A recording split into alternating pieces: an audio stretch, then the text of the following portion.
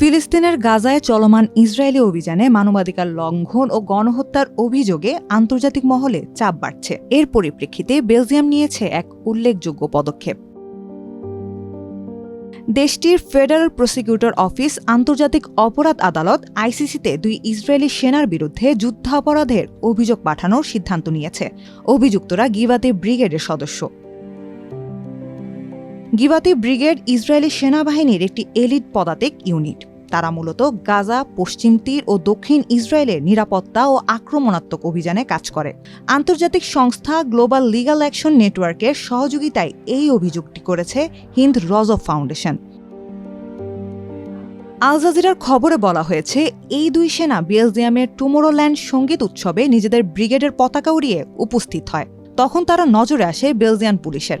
তখন তাদের শনাক্ত করে গ্রেপ্তার করা হলেও পরে ছেড়ে দেওয়া হয় ২ জনকেই।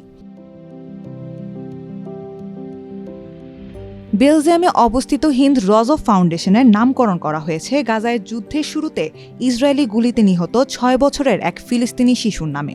২০২৩ সালে প্রতিষ্ঠিত হওয়ার পর ১০টিরও বেশি দেশে ইসরায়েলি সেনাদের বিরুদ্ধে বহু অভিযোগ জমা দিয়েছে সংগঠনটি। বেলজিয়াম সরকার ইসরায়েলি সেনাদের বিরুদ্ধে আরও কঠোর পদক্ষেপ না নেয়ায় কড়া সমালোচনা করেছে ফাউন্ডেশনটি।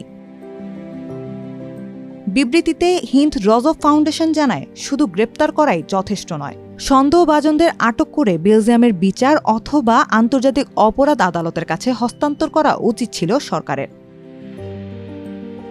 ফাউন্ডেশনটি এই পদক্ষেপকে আন্তর্জাতিক পর্যায়ে একটি গুরুত্বপূর্ণ কৌশলগত পদক্ষেপ হিসেবে উল্লেখ করেছে। আইসিসিকে দ্রুত ও কঠোর ব্যবস্থা নেওয়ার আহ্বানও জানিয়েছে তারা।